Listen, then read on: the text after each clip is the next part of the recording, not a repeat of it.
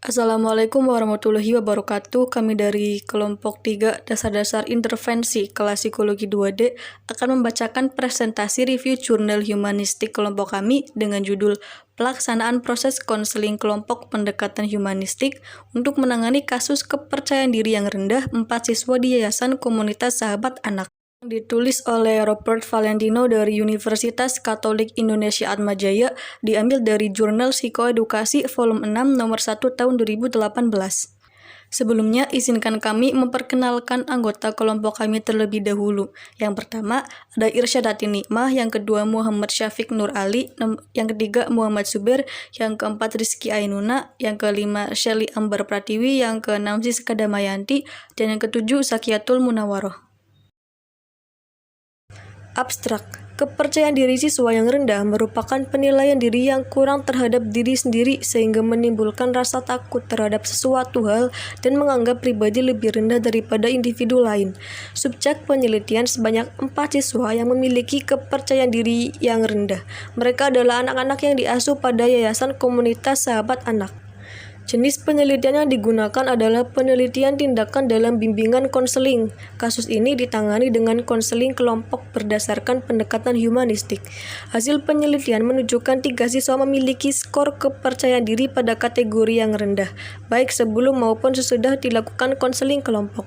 1 siswa yang mengalami peningkatan skor penyesuaian diri dari kategori rendah menjadi kategori sedang dan menunjukkan perubahan perilaku pada saat tampil di depan kelas. Saran kepada koordinator pendidikan sahabat anak agar dapat merancang program yang terencana berupa kegiatan bimbingan klasikal, konseling kelompok, bimbingan kakak asuh, bermain peran, kunjungan wisata, dan lainnya untuk meningkatkan kepercayaan diri siswa dan kemampuan dalam berelasi sosial. Metode. Populasi penelitian adalah 12 siswa Yayasan Komunitas Sahabat Anak dari 2 kelompok belajar. Peneliti memilih sampel dengan teknik pervasive sampling, yaitu siswa yang memiliki kepercayaan diri rendah. Pemilihan siswa tersebut berdasarkan hasil penelusuran instrumen kepercayaan diri. Hasil penelusuran mendapatkan 9 siswa yang memiliki kepercayaan diri rendah dari kelompok A dan B. Peneliti melakukan konseling kelompok pada kelompok B sebanyak 4 siswa yang memiliki kepercayaan diri yang rendah. Variabel masalah adalah kepercayaan diri yang rendah dan variabel tindakan adalah pelaksanaan proses konseling kelompok melalui pendekatan humanistik.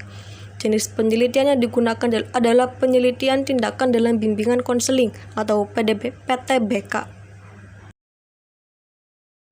Penelitian tindakan dalam bidang konseling merupakan salah satu strategi yang memanfaatkan tindakan nyata dan proses pengembangan kemampuan dalam mendeteksi dan memecahkan masalah. Hidayat dan Batu Jaman 2012.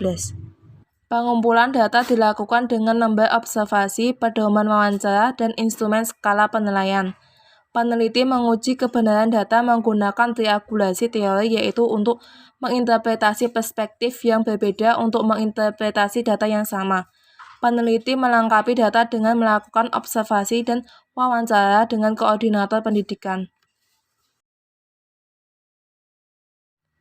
Pembahasan. Selama mengikuti konseling kelompok, AED sering bertanya kembali kepada peneliti serta kesulitan menjawab pertanyaan. Pada kondisi sebelum mengikuti konseling, AED merasa takut untuk maju ke depan kelas. Setelah mengikuti proses konseling, AED sudah mencoba untuk maju ke depan kelas tapi masih memiliki rasa takut. Kondisi akhir AED setelah mengikuti konseling kelompok sesuai dengan salah satu ciri kepercayaan diri yang rendah.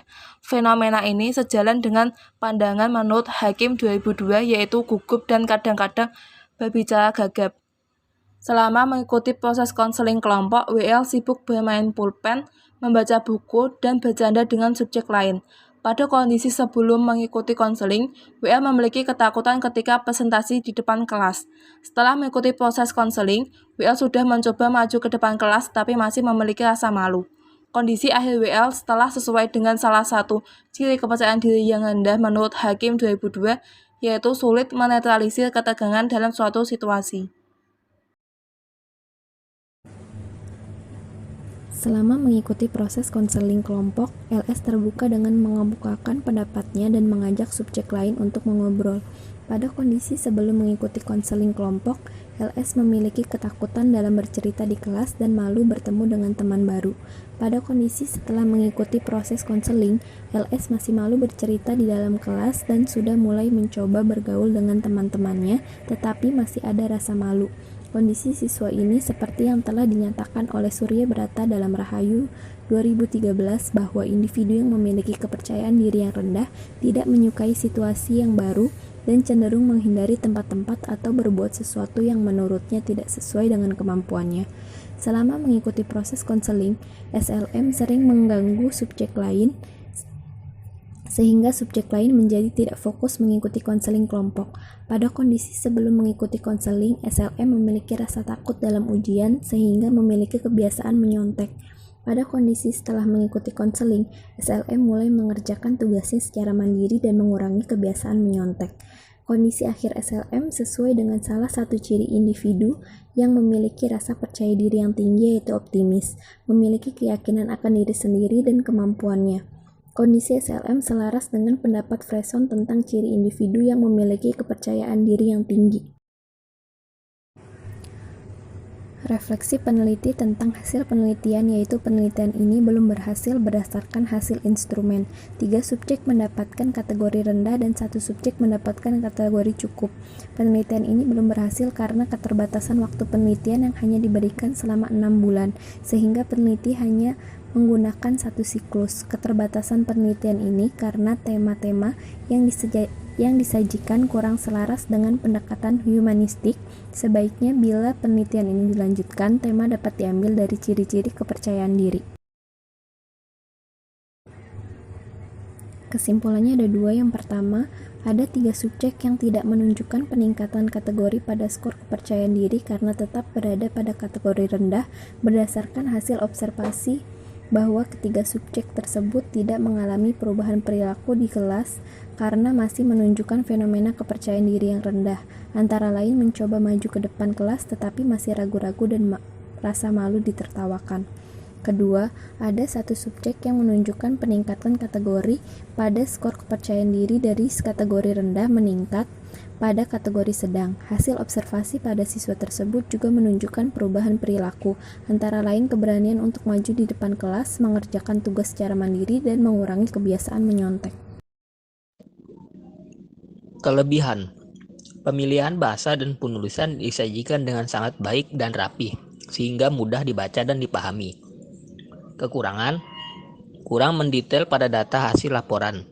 Tidak dijelaskan makna dari bahasa asing yang disajikan.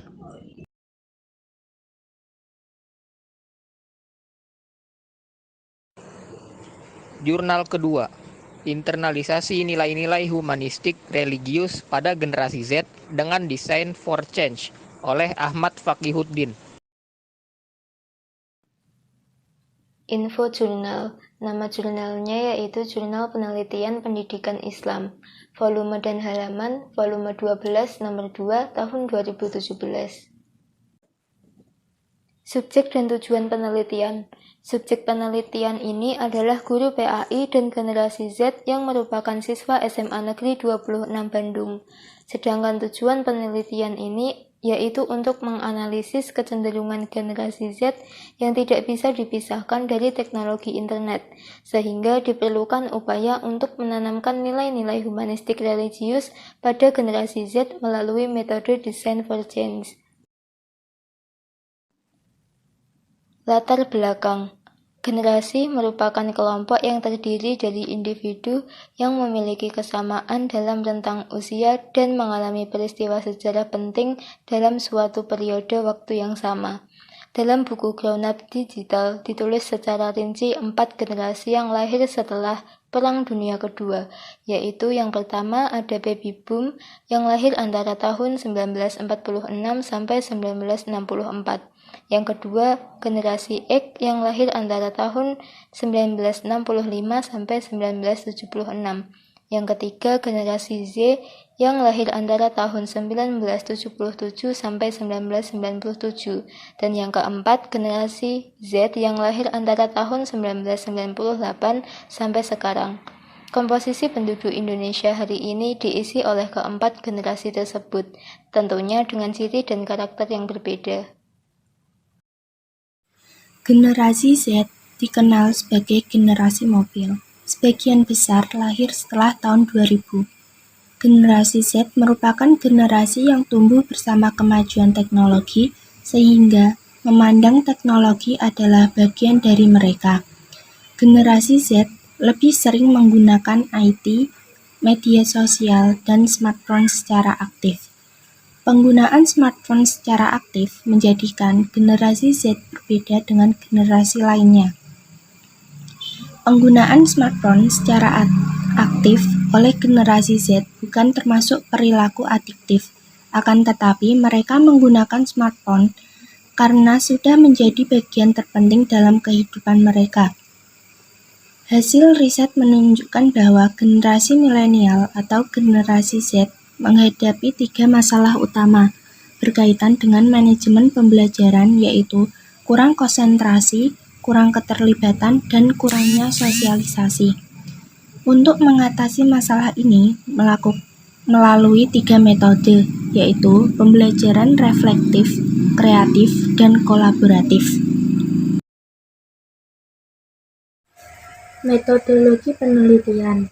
Penelitian ini menggunakan pendekatan kualitatif dengan metode penentuan sampling berupa purposeful sampling. Penelitian kualitatif merupakan metode-metode untuk mengeksplorasi dan memahami makna yang oleh sejumlah individu atau sekelompok orang dianggap sebagai masalah sosial atau kemanusiaan.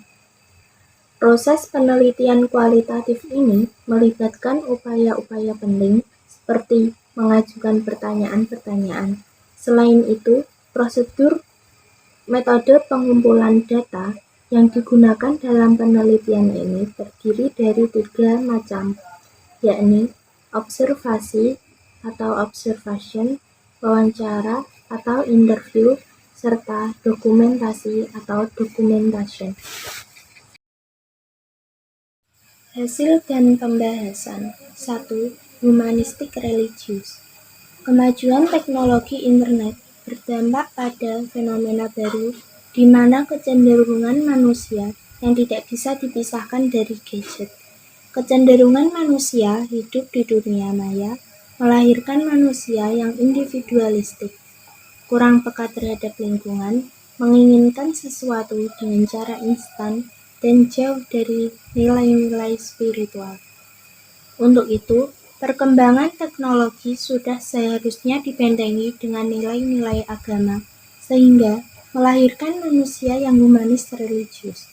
Adapun konsep pendidikan yang humanis religius adalah konsep pendidikan yang berbasis pada nilai-nilai dasar yang terkandung dalam humanisme dan religiusitas. Lahirnya generasi Z berimplikasi pada tanggung jawab pendidik, khususnya guru PAI dalam menciptakan suasana sekolah yang humanis religius melalui program dan metode yang disesuaikan dengan generasi Z. 2. Generasi Z di SMAN 26 Bandung. Secara umum, guru pendidikan agama Islam di SMAN 26 Bandung belum mengetahui tentang istilah atau makna generasi Z. Namun, guru pendidikan agama Islam di SMAN 26 Bandung sangat paham akan ciri dan karakter generasi Z. Salah satu ciri yang melekat pada generasi Z adalah tidak bisa terpisahkannya kehidupan mereka dengan teknologi atau gadget. Karakter lain generasi Z yang muncul di SMAN 26 Bandung adalah kurangnya siswa dalam menghargai proses. Dalam proses pembelajaran menginginkan segala sesuatunya didapatkan secara instan. Dampak positif perkembangan teknologi internet adalah mudahnya siswa SMAN 26 Bandung dalam memperoleh pengetahuan dan informasi. Yang ketiga yaitu metode Design for Change. Beban belajar yang diatur di SMAN 26 Bandung menggunakan sistem paket, yaitu sistem penyelenggaraan program pendidikan yang peserta didiknya diwajibkan mengikuti seluruh program pembelajaran dan beban belajar yang sudah ditetapkan untuk setiap kelas sesuai dengan struktur kurikulum yang berlaku pada SMAN 26 Bandung. Mata pelajaran pendidikan agama Islam dan budi pekerti merupakan salah satu mata pelajaran wajib yang diikuti oleh semua siswa yang beragama Islam di semua jenjang dan tingkatan.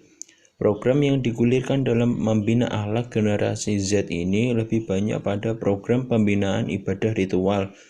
Guru PAI SMAN 26 Bandung dalam menginternalisasi nilai-nilai humanistik religius diawali dari pemahaman siswa melalui pembelajaran dan pembiasaan. Tahapan pembinaan akhlak yaitu melalui proses moral knowing, moral feeling, dan moral action. Selain itu, guru PAI SMAN 26 Bandung dalam menginternalisasi nilai-nilai humanistik, religius, dan pembentukan sikap yaitu dengan metode Design for Change yang merupakan sebuah gerakan di mana anak-anak menggagas sebuah perubahan di sekitar mereka. Hasil internalisasi nilai-nilai humanistik, religius, dan proses pendidikan khususnya pada pelajaran PAI dan budi pekerti berdampak positif bagi siswa dan merubah siswa menjadi pribadi yang lebih baik dan peduli sesama. Hal ini menjawab fenomena yang muncul pada generasi Z yang cenderung individualitas dan kurang peka terhadap lingkungan. Kesimpulan yang pertama, teknologi melahirkan manusia yang jauh dari nilai humanisme dan spiritual. Strategi guru PAI dalam menginternalisasi nilai-nilai humanistik religius generasi Z adalah melalui proses pembelajaran di kelas yang dilakukan dengan berbagai macam metode pembelajaran dan menggunakan media berbasis teknologi yang disesuaikan dengan karakter generasi Z. Lalu yang kedua, salah satu metode yang tepat dalam menginternalisasi nilai-nilai humanistik pada generasi Z cenderung berada di dunia maya dan jauh dari dunia realita adalah menggunakan metode pembelajaran Design for Change. Lalu yang terakhir yaitu hasilnya siswa menjadi pribadi yang lebih baik, bersemangat dalam belajar, taat beragama, lebih peduli terhadap isu kemanusiaan, dan berusaha berkolaborasi dalam mencari solusi. Kesimpulan yang pertama, teknologi melahirkan manusia yang jauh dari nilai humanisme dan spiritual. Strategi guru PAI dalam menginternalisasi nilai-nilai humanistik religius generasi Z adalah melalui proses pembelajaran di kelas yang dilakukan dengan berbagai macam metode pembelajaran dan menggunakan media berbasis teknologi yang disesuaikan dengan karakter generasi Z. Lalu yang kedua, salah satu metode yang tepat dalam menginternalisasi nilai-nilai humanistik pada generasi Z cenderung berada di dunia maya dan jauh dari dunia realita adalah menggunakan metode pembelajaran Design for Change. Lalu yang terakhir yaitu hasilnya siswa menjadi pribadi yang lebih baik, bersemangat dalam belajar, taat beragama, lebih peduli terhadap isu kemanusiaan, dan berusaha berkolaborasi dalam mencari solusi.